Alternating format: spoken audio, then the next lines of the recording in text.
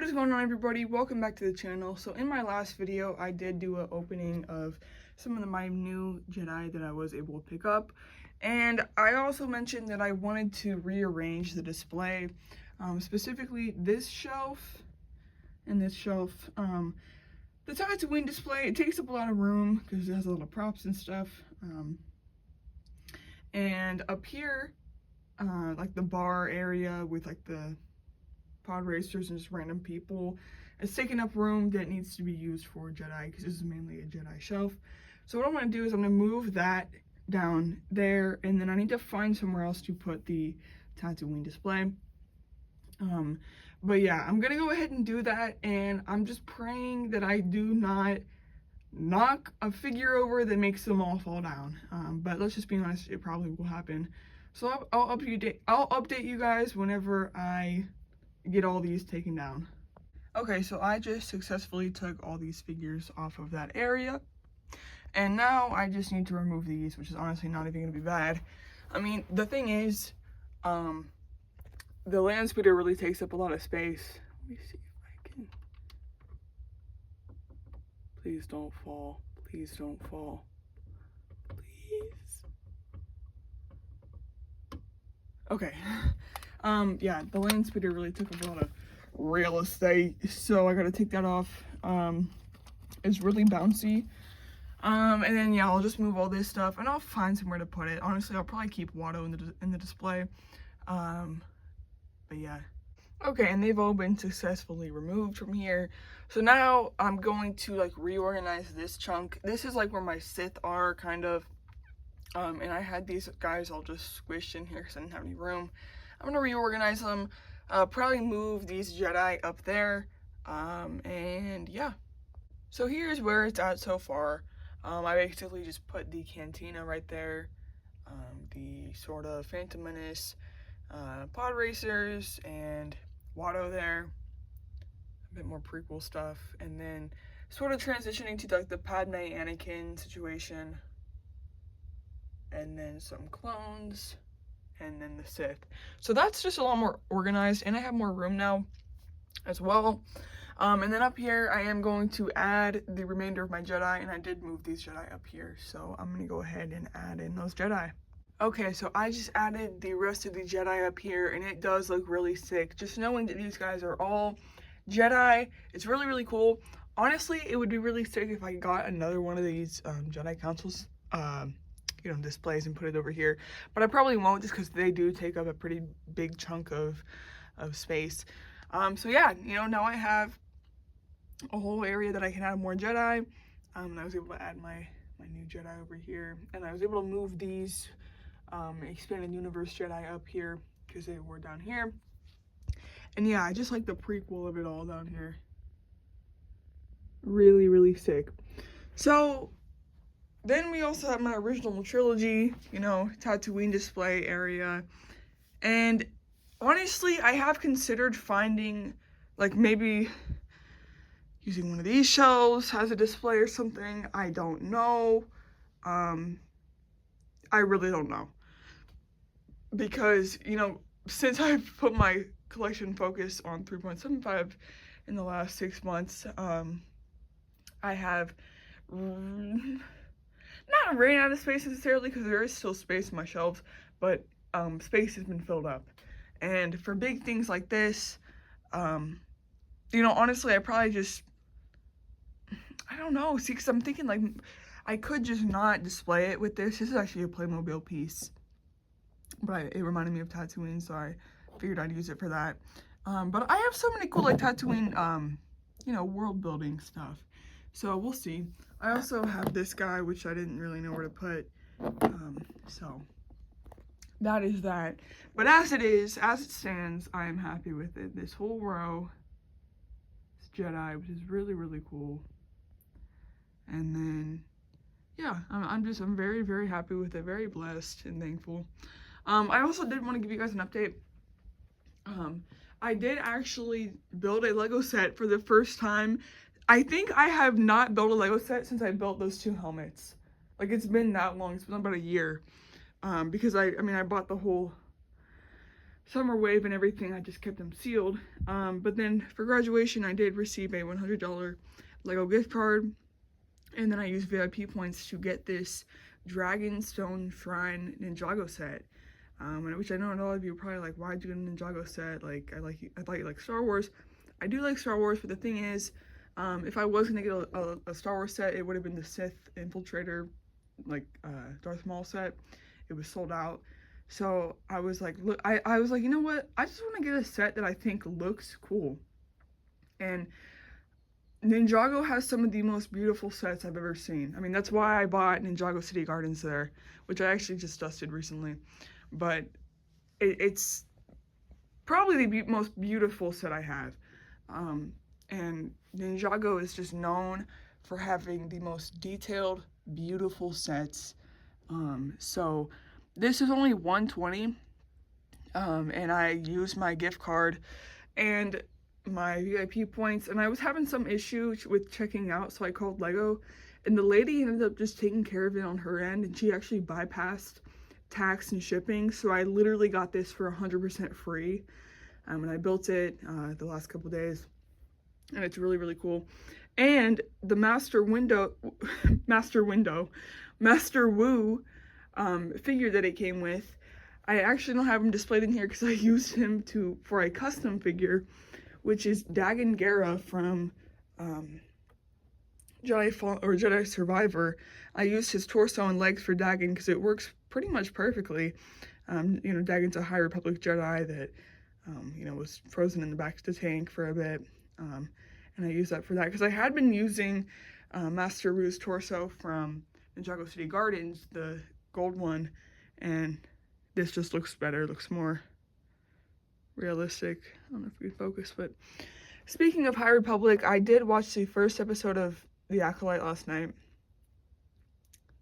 and I have not seen any other episodes. I just saw the first one. I'm going to watch the other one today, the second one, and my opinion is that I actually really like it so far, and this is the first episode, but I know that the discourse online is that it's just another trash depiction of, you know, Jedi and stuff, with or, you know, through Disney and everything, and people are really mad about the fact that the Jedi at the beginning died from a blade to the boob whenever you know, Reva somehow survived a lightsaber stab to the midsection, which I agree, that's not, I mean, lightsabers were really debuffed by Disney, which I don't agree with, but in my head, I just don't see that as canon. Honestly, the Kenobi show was a huge letdown.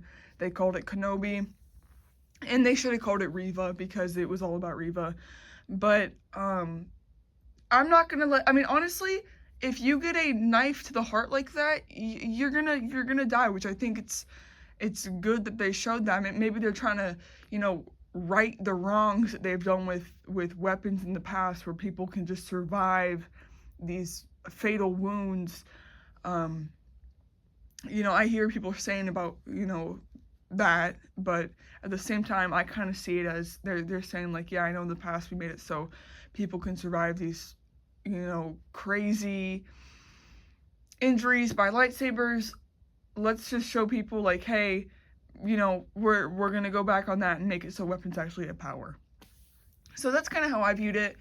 And I don't know, it's just something about seeing the Neimoidians and all the Jedi, and it kind of gave me prequel vibes, which I really liked. And I feel like I need to watch this stuff. I mean, that's at least what I'm doing, is I'm watching this show with an open mind, not trying to look at everything as, oh, this is just Disney, you know, this is George wouldn't want this, because I feel like that's what everybody looks at it through. They look at what's it called, like rose-colored glasses, like they look at it in a way where it's just all wrong. And I don't believe that the whole thing is wrong. I do believe there are good things in it. And I actually did guess, or spoilers for people who, you know, have not watched it, but whenever, what's her name, Osha kills the Jedi, and then you see what you think is Osha on the ship, just the way she was acting and everything, I really believe that she didn't kill that Jedi. So I actually thought before it even revealed, I was like, I bet you she has a twin sister that did it, and I was right. But I think it's an interesting plot so far, and I know that that's an unpopular thing to think, but I'm enjoying it. I don't know, I'm enjoying it, which is crazy because I did not think I was gonna like it. I thought it was gonna be a whole political message, and I thought that the casting and everything was all just to make a political statement because everybody's like a minority, you know, just stuff like that. But so far, I'm pretty happy with it. Now that could change. They really could fumble the ball. Again, I've not watched the second episode. I've just seen the first episode, but anyways. So yeah, guys, that's just my update on you know, the shelf and everything. Still gotta find somewhere to put this, and then also just my thoughts on the Acolyte. So anyways, guys, I'll see you in the next one. Peace. Alright, so 2 more Jedi just came in the mail. I actually did sell 3 Lego vehicles a couple days ago, and with that money I did go ahead and buy the last 2 cheaper Jedi that I did not have. So now I officially have every Jedi. It's basically $30 and under. And from now on, it's all expensive ones that I have left to collect, mainly like the Geonosis exclusive Toys R Us ones and just stuff like that. But these are 2 that I've been after for a while. I had a chance to get Falmo Donna at Applejack's, and I wanted to get him. That was a couple months ago, but I did not have too many funds at the time, so I opted to not get him at the time, which I kind of regretted because, you know, he's a pretty easy Jedi to come across that I just, you know, I had the chance to get that I didn't get. So I took this chance to get him. Now I took it, and now I officially have him. So it's nice because I have all 3 of the Tartakovsky clones, or not clones, Jedi. In my last video I talked about how he was the last one I did not have, so it's nice to get him. And then Adi Gallia is a very cheap figure, probably the cheapest Jedi you can get. And she's just one that I just honestly forgot even existed. And I have Stas Ali, which is her cousin, but I don't have Adi Gallia, so I think I kind of just mentally thought that because I had Stas Ali, I had Adi Gallia. But the good thing is I mean, honestly, you could probably find her for $5 in person, but I spent about $10 just because of shipping and stuff. But yeah, so let's just go ahead and actually start with Adi Gallia. So yeah, episode 1 packaging. I do have a few of the figures on the back here. I have Boss Nass, the guy on the very left, and then the ones on the very right. And I have Captain Tarfles. So I have quite a bit of a collection here with these guys. 1999, you know. These were everywhere whenever the Phantom Menace came out, and this is what really sold the movie was these figures. But let's just go ahead and tear into it, if it'll let me. Oh my gosh, it's been 25 years and it's finally getting open. Oh geez, the back does not want to break. The bubble is like really attached. Okay, let's see. There we go. So, oh, this is they all came with these little comm things, and you would have to like get the device to make her say something. Adi Gallia, member of the Jedi Council. So, Adi was seen in the Phantom Menace, and I believe she might have been featured in the Clone Wars TV show. I don't know if that was Stas Ali or Adi Gallia. I think it was Adi Gallia, honestly. I could be wrong about that, but yeah, so here she is. Very nice. And she does come with a red lightsaber. That's kind of what she's known for, is that she has a red lightsaber, and people were confused about that. And I think that the reasoning for it is just because that's just the crystal she happened to get. She happened to end up with a red one, and that's just, you know, she wasn't Sith or anything, but so here she is, Adi Gallia. So obviously this figure's older. I mean, she was made in the 1900s, so it's pretty old. Okay, so that cloak comes off really easily. This cloak is, you know, very pliable rubber, which is good. And yeah, she's kind of just, I mean, you can't use this on anybody else but her. And that's kind of what they did back in the day. The cloaks were rubber, and they fit the character specifically for them, you know. How do you get it back on? I guess just slip it on like this. Yeah, there you go. Yeah, and then she'll have her robe. And then honestly, it was a good idea because I mean, it does fit like a robe would fit, you know. The cloth robes are good, but they don't necessarily fit the best all the time. They're very flowy and big, which is good to have, you know, like a flowy robe, but sometimes the rubber robes do also work as well. So like from the back, she kind of looks like Barasafi, but yeah, so let's go ahead and take a closer look at Adigalia herself. So I believe, I don't even know how you say her species name. It's like Thalathian, I think. Basically looks like a human, just she has this headpiece that, you know, has like talons in the back or whatever. And I just remember, like, anytime I see a species like her, I think they're pretty cool. They're definitely one of my favorite species, I'd say, in Star Wars. They're just, I like how they look. And yeah, like I was saying, I have Stas Ali.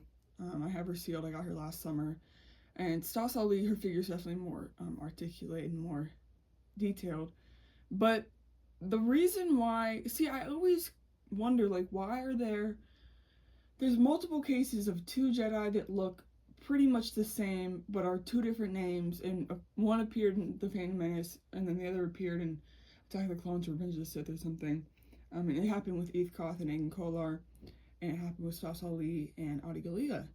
Basically, what would happen was, during filming for The Phantom Menace, they'd have, you know, a character play a Jedi or something. In this case, Adi Gallia was a Jedi Council member in The Phantom Menace. And then whenever it came to Attack of the Clones, I believe most of it was filmed in Australia, and George didn't want to go through the hassle of having to find the actor or actress who played that Jedi, fly him over to Australia, and just that whole process. So he thought it would be easier just to find an actor who looked similar and then make a very similar looking Jedi, but since they do look a little different just because it's different people, they would name them a different, they would basically make them a different character. Eve Koth and Aiden Kolar, they're not related, but for Adi Gallia and Stas Ali, they literally are so similar that they had to just say that they were cousins. So whenever Adi Gallia dies, they say that Stas Ali just took her seat in the council. But then there's also talk that part of the scenes that were supposed to be Stas Ali were actually reused scenes from Adi Gallia, where they put a little special effects over her. And just, it's really murky, you know, who's who and what's what and what, because in Geonosis it's supposed to be Stas Ali, but then they use the actor, like, it's really confusing. But all I know is, canonically, there are two Thalathian Jedi Masters, one being Adi Gallia, the other being Stas Ali. Yeah, so, I mean, and their robes and the robe color are very similar. But she has this really nice, like, grayish, brown, I don't even know what color that'd be. I guess it'd be like a grayed tan tunic there. And then, you know, the tan pants, and then I love her boots. I love that color, like orangish brown boots. And yeah, I mean, pretty much 5 POA for the most part, except she can swivel this arm. And here is a look at the saber, you know, red saber. I think it's pretty cool, and we will go ahead and give that to her. Yeah, so, you know, I think Stas Ali is a pretty cool Jedi. You know, like I said, I'm happy to have her here. And yeah, just another look at the top of her head there. Pretty cool Jedi. I think I'm probably going to display her without her robe. Just because, why not? But I can always put it on if I want to. So there's Stas Ali. Again, I just think it's really interesting with these Jedi how there are a lot of Jedi that look exactly the same, but they are played by different actors. So let's go ahead and get into Fal Modana. And I do find it interesting, this photo on the side here, because, you know, he was never in live action. He was, you know, in the Tartakovsky Clone Wars. And here's actually the back packaging. I have these two, and then yeah, you can see a little picture of him from the Clone Wars. His species is Tals, Homeward Alzok 3. And it does come with an exclusive Padme figure. I really do think that the Saga Collections was one of the best 3.75-inch waves, period. So I do really enjoy this figure. He's number 29 in the series. So let's rip him open here. Oh wow, that was really nice. I didn't even like break the card or anything. And let's get out all his extra stuff. The card is literally perfect. That's actually so cool. I did not think it was gonna happen like that. Let me just grab something that fell on the floor here. Okay. So he did come with a stand that says Foul Modana. And then here is the little Padme. That's cool. Every one of these holograms I always get like Han Solo or Palpatine or somebody, but this Padme is actually really cool, so I do like that. And then Foul Modana is the biggest Jedi that you can get. So let's see. This is a big figure. And he does come holding his lightsaber. It's kind of comical how small his saber is compared to him. But here he is, Foul Modana. So I believe that this species was also seen in the, what's it called, the Cantina. Can he even hold his saber? He was holding it. That's so funny. He was holding it in the image, but I don't think he can actually hold it. I mean, yeah, he cannot hold it. His hand is way too big. Same sort of situation with Adigalia though. This hand can swivel, and then the rest just go up and down. I believe his legs can move. Yes, they can. So, oh my gosh, this is a big Jedi. And kind of like with Mon, he has the same sort of similar tunic style, because he's so big and, you know, a different sort of alien species. He has to end up using a different style tunic. But the tunic is rubber, and it goes all the way around. There's the back of him. But I do think his boots can come off, which I did not realize. I think they can come off, because these flaps are here. Oh my gosh, his boots can That's so funny. His boots, I like, why is that a feature? His boots can come off. That's crazy. I mean, it's crazy that he's even wearing boots. I'm gonna put the boots back on here, but I think that's just so funny that's even a feature. And they go on easily. Go right on, no problem. And then there's just these little latches that you just pop in. And there we go. He has his boots on. But that's so funny. I did not think that his boots were gonna be removable. Yeah, I mean, here he is next to Adigalia. Like I said, he's a pretty big guy. Yeah, but I mean, here's his lightsaber close up.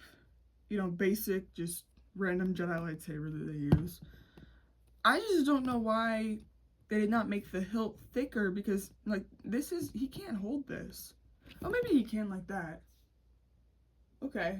But see, it looks like, it just looks strange because it's such a small lightsaber. But yeah, I'm just glad to get him. Like I said, he's been one that I've been after, because he is, he can go anywhere from 15 to 30 bucks. So he is one of the cheaper Jedi you can get. And same with Adigalia, like I said at the beginning of the video. So now I basically have all of the cheap-ish Jedi. The cheaper Jedi. I mean, I do have one Jedi, Slid Kenshin, which is $100 bucks. But he's my only one from, like, the really expensive Toys R Us 4-packs. So, you know, those are hard to get, and we'll see where I get with those. But as of now, I've completed the cheaper Jedi collection, which is pretty cool. So here they are in the display. Like I showed earlier, I did move all my Jedi onto this shelf. I mean, they're all up here now, and then down here is more organized. which I really do like, because it did get really crammed up here, and it was like half of it was Jedi and the rest was like Cantina madness. So it is really nice to get all the Jedi up here. Found Modana in the back there. I think it looks good back there because he's so big. You can see him. And then Sasali, and yeah, like I said, this is the only one that I have from the Toys R Us 4-pack. And I mean, he's my favorite one out of all of them, so I am really thankful to have him. Kat Quinn is one that I really want. I am watching a eBay bid listing for her at the moment, but it has like 30 watchers, and I have a feeling it's gonna go over $100. So we'll see how that goes. We'll see where that ends up. But yeah, and then that Rodian Jedi I also looked at with getting, because he is a relatively expensive Jedi. But it all really just depends on, you know, the time and place that you get them, because I only got him for $20 and he goes for 70 to 100 on eBay. So yeah, but I am really in love with how this is looking, just all these different Jedi. And what I am thinking about doing is keeping all my Anakins and Obi-Wan's up here, and then moving down the other named Jedi down, because you can't really see them as well. I like how good you can see them all individually down here.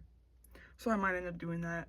But anyways, guys, that will wrap up today's video. I'm still trying to figure out, you know, where to put all this stuff, but I'll figure it out. So anyways, guys, I'll see you in the next one. Peace.